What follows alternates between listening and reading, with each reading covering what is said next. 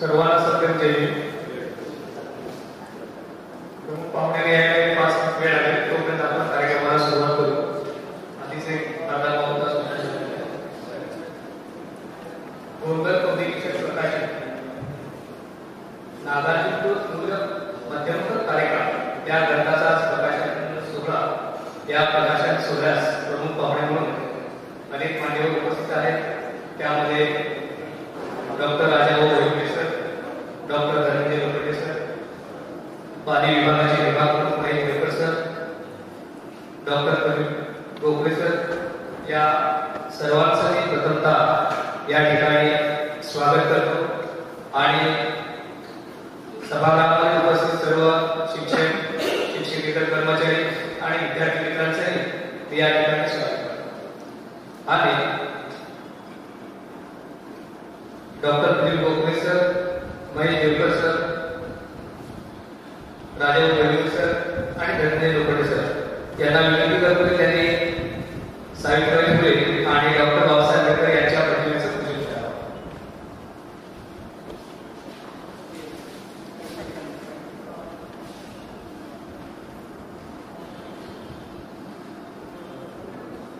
आणि doctor Shrikant बोरुलकर sir.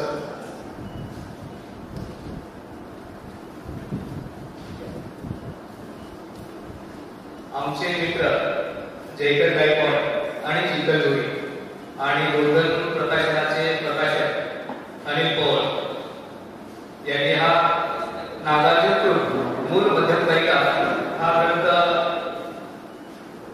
प्रकाशित करत आहे. आचार्य नागार्जुन यांचा मूल मध्यंतरिका हा महत्वपूर्ण ग्रंथ तो गौतम बुद्धाच्या शून्यवादावर आधारित आहे. गौतम बुद्धाने ज्या ज्यावेळी उपदेश केला तो उपदेश फक्त त्या काळामध्ये मौखिक परंपरेने त्यांच्या अनुयायांनी जतन करून ठेवला होता. त्यानंतर काही दिवसानंतर त्यामध्ये अनेक मतमतांतरे झाले, त्यातून अनेक संप्रदाय पडले आणि त्यातला एक संप्रदाय म्हणजे हा मध्यम मार्ग. म्हणजे सर्वांना मैत्रीपूर्ण जय भीम. नमो बुद्धाय. कार्यक्रमाचे अध्यक्ष माननीय देवकर सर, या कार्यक्रमाचं म्हणजे ग्रंथाचं जे काही प्रकाशन त्यांच्या हस्ते होणार आहे ते माननीय विजय खरे सर आणि पराग काळकर सर. खरे सर काही मीटिंग चालू असल्यामुळे मीटिंगला यांची मीटिंग चालू आहे, काही वेळामध्ये येणारच आहे. त्यानंतर माननीय प्रभाकर देसाई सर, रोमटे सर हे पण काही वेळामध्ये येत आहेत. माननीय श्रीकांत बोरुलकर सर आणि माननीय प्रदीप गोखले सर हे आपल्या कार्यक्रमाला सर्वात अगोदर उपस्थित राहिलेले आहेत आणि सतत राहतात. कारण त्याला आम्हाला कधी कधी म्हणजे भीती वाटते आयोजन किंवा कुठलाही कार्यक्रम करत असताना. माहिती आहे की सर एकदम वेळेला मागणारे आहे आणि आपण त्या वेळेला तंतोतंत करण्याचा कार्यक्रम करण्याचा प्रयत्न करावा या इच्छेने आम्ही प्रयत्न करत असतो. तरी सुद्धा आज कार्यक्रमाला उशीर झाला दिलगिरी व्यक्त करतो सर. आणि या ग्रंथाचे समीक्षक म्हणून माननीय राजाभाऊ भोईर सर आणि माननीय धनंजय लोखंडे सर या कार्यक्रमासाठी उपस्थित राहिलेले आहेत. मी सर्वप्रथम या सर्वांचं मनपूर्वक आभार व्यक्त करतो आणि स्वागत करतो. खऱ्या अर्थानं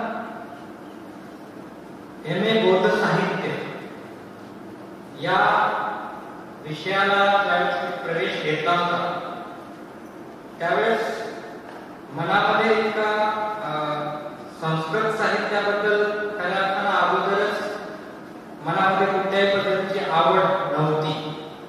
परंतु लहानपणापासूनच निसर्गदत्तला कुठल्या कारणाने माहिती नाही, परंतु मला राज्यशास्त्र आणि धर्मशास्त्र या दोन गोष्टी खूप आवडतात.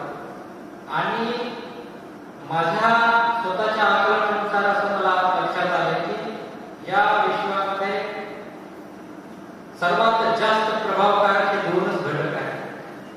माणसाच्या प्रत्यक्ष जीवनावरती प्रत्यक्ष प्रभाव टाकत असतात. बाकीचे घटक या घटकांमुळे प्रभावित होऊन मानवाच्या जीवनाला प्रभावित करत असतात. त्यामध्ये धर्मशास्त्र आणि राजशास्त्र. माझं पहिलं पदवी जी काय आहे, माझी मास्टर डिग्री पहिली राज्यशास्त्रामध्ये केली आणि नंतर मी संस्कृतमध्ये करण्याचा प्रयत्न केला. संस्कृत MA करण्यासाठी आपल्या विद्यापीठातील विभागामध्ये संस्कृत विभागामध्ये प्रवेश घेतला आणि तिथे ब्रह्मवादामुळे खूप मोठा वाद मांडे मॅडम सोबत झाला आणि भाषा शिकणं बाजूला राहिलं आणि ब्रह्म आहे की नाही यावरतीच आमचा वाद सुरू झाला. ते वाद इतके डोक्याला पोहोचले की अक्षरशः मांडे मॅडमनी कोपरापासून हात जोडले आणि म्हणले की तुम्ही नाही असं म्हणू शकता, परंतु आज म्हणू शकत नाही. आणि तेव्हापासून त्या विभागामध्ये मला गेल्यानंतर एका वेगळ्या दृष्टिकोनातून बघण्यात येऊ लागलं. त्यामुळं एक मला त्या मनात मला असं गिल्टी फील व्हायला लागलं की मी काहीतरी चूक करतो की काय. आणि हळूहळू मी त्या विभागातून विभागच सोडला. आणि नंतर आपला विभाग खरं तर मला पाणी विभाग असं वाटायचं की बौद्ध साहित्य हे आपण डॉक्टर बाबासाहेब आंबेडकरांचा क्रम बघितला तर त्यांनी उतार वयामध्ये बौद्ध साहित्यावर किंवा बौद्ध धर्माबद्दलचं काम केलेलं आहे. आपण पण त्याच वयामध्ये ते काम करावं असं मी गृहीत धरलं. परंतु ज्यावेळेस त्या विभागामध्ये मी प्रवेश घेतला आणि समजून घ्यायला लागलो की आपण खूपच वेगळ्या विचाराने काम करत होतो. आजपर्यंत बौद्ध संस्कृत साहित्य हा एक विषय पाली विभागामध्ये शिकवला जातो आहे. ते प्रोफेसरांनी सांगितलं आणि मला माझं ग्रॅज्युएशनला संस्कृत हा विषय असल्यामुळे तो विषय घे असं सुचवलं. सुरुवातीला मला वाटलं की आता इथे पण मला तेच शिकावं लागतं की काय, कारण ग्रॅज्युएशनला मी राजश्री शाहू कॉलेजला संस्कृत विषय शिकत असताना तिथं मनुस्मृती शिकवली जाते आणि तिथं सुद्धा माझा वाद भाषेचा विषय न होता मनुस्मृती का ठेवली याच्याबद्दलचा तिथं शिक्षकांसोबत वाद व्हायचा. आणि त्यामुळे मी भाषा कधीही संस्कृत भाषेला शिकू शकलो नाही. त्या भाषेबद्दलचा मनामध्ये असा ग्रह निर्माण झाला की या भाषेमध्ये पूर्णतः दैववाद मांडलेला आहे. ब्राह्मणांचं उदात्तीकरण करण्यासाठीच ही भाषा पूर्णतः केली जाते. वर्णव्यवस्थेचं समर्थन करण्यासाठी सर्व साहित्य रचलं जातं. याच्या व्यतिरिक्त या भाषेमध्ये कुठलेही साहित्य नाही. नाटक इतर साहित्य जे काही आहे त्याच्या माध्यमातून सुद्धा वर्णव्यवस्था थोपली जाते. हे माझ्या लक्षात आल्यानंतर मी त्याच दृष्टिकोनातून संस्कृत भाषेला समजत होतो. परंतु ज्यावेळेस MA बौद्ध साहित्य करायला सुरू केलं त्यावेळेस बौद्ध संस्कृत साहित्याचा इतका मोठा अथांग सागर माझ्या समोर लक्षात दिसायला लागला. आणि या संस्कृत साहित्यामध्ये केवळ आणि केवळ ब्राह्मणांचं उदात्तीकरणच करणारं साहित्य नाही, तर तिथे नास्तिकांचंही साहित्य आहे. वेद उपनिषदांचंच फक्त उदात्तीकरण करणारं साहित्य नसून चार वाकासारखं लोकायतांसारखं पूर्णतः वेद विरोधी असलेलं साहित्य सुद्धा संस्कृतमध्येच आहे. बौद्धांचं जैनांचं हे साहित्य सुद्धा संस्कृत भाषेमध्ये आहे. या गोष्टीकडे आजपर्यंत कोणीही म्हणजे तितक्या प्रमाणामध्ये लक्ष वेधलं गेलं नाही किंवा आपल्याही ते लक्षात आलं नाही की हे सर्व प्रकारचं साहित्य जे आहे ते संस्कृत भाषेमध्ये आहे.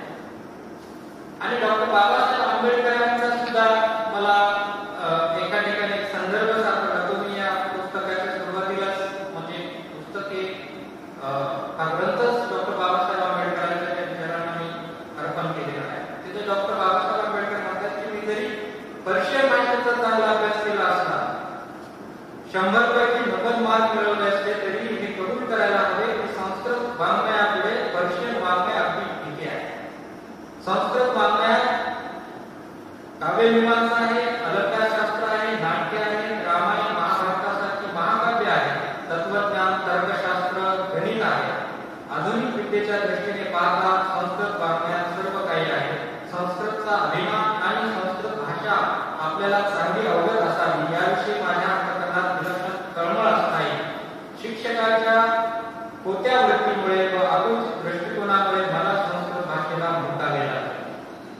हे डॉक्टर बाबासाहेब आंबेडकरांचं वाक्य मला ज्यावेळेस वाचायला मिळालं त्यावेळेस मला लक्षात आलं की खऱ्या अर्थाने डॉक्टर बाबासाहेब आंबेडकरांना सुद्धा संस्कृत भाषा शिकण्याची खूप मोठी तळमळ होती.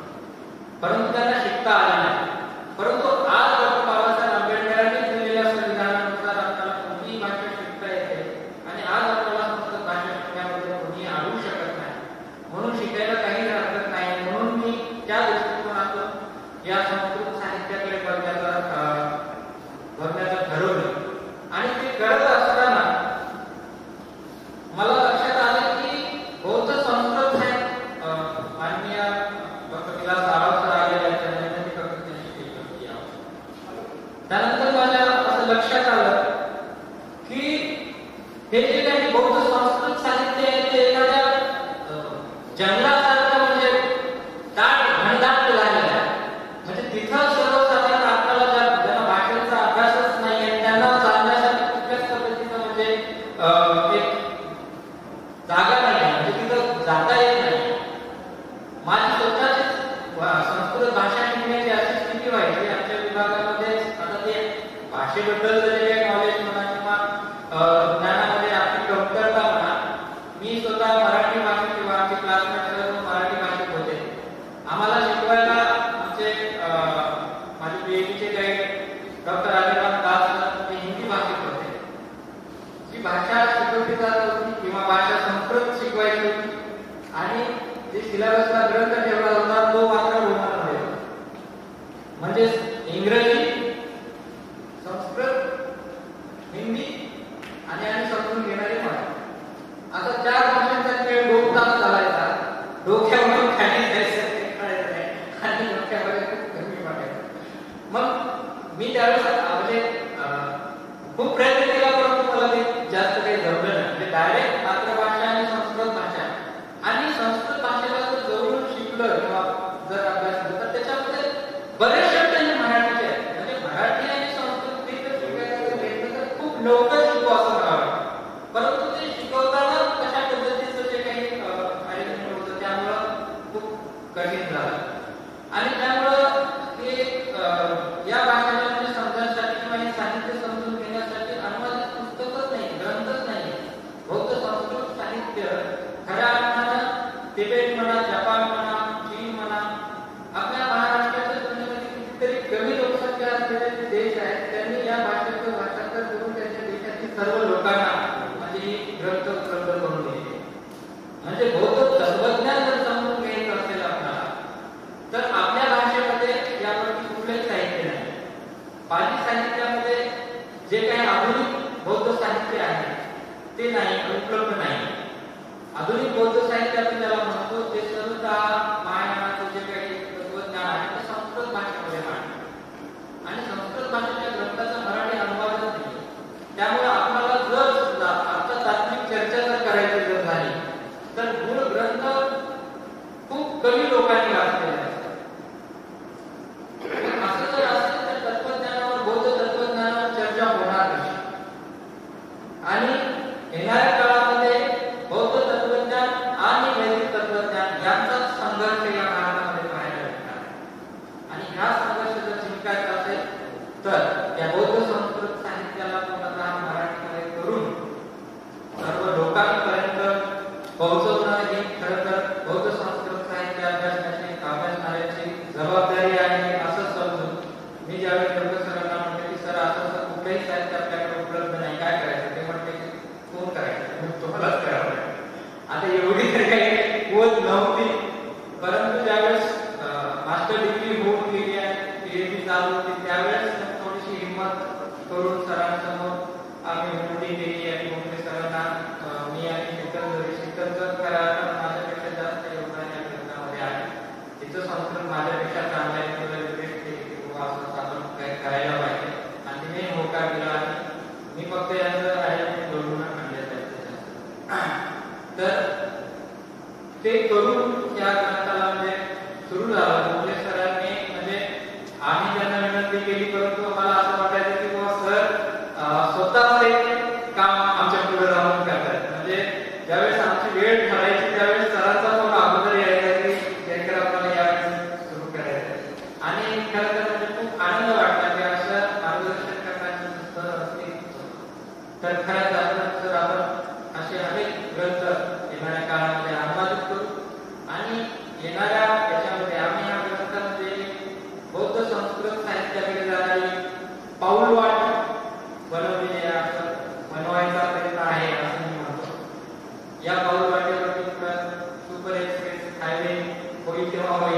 म्हणून ते एक पाऊल आम्ही करण्याचा प्रयत्न केला आणि याला आपण चांगला प्रतिसाद या लोकांकडून प्रतिसाद चांगला जाईल याची अपेक्षा ठेवतो आणि मी आपले थांबवतो.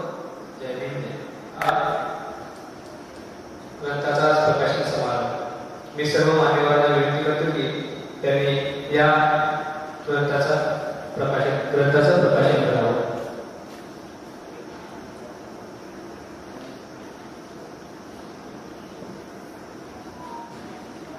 Doctor Vijaykar sir, doctor Tukaram Mothe sir, doctor Prabhakar Desai sir हे काही वेळात उपस्थित होणार आहेत.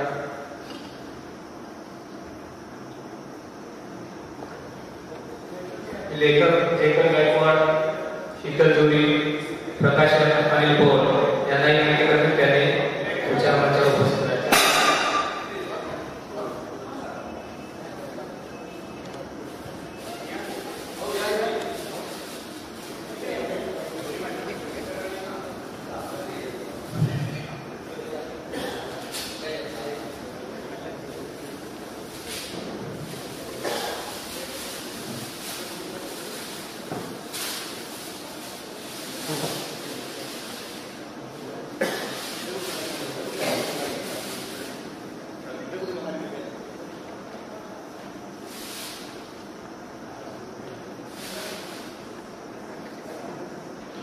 सर्वांनी टाळ्या वाजवल्या.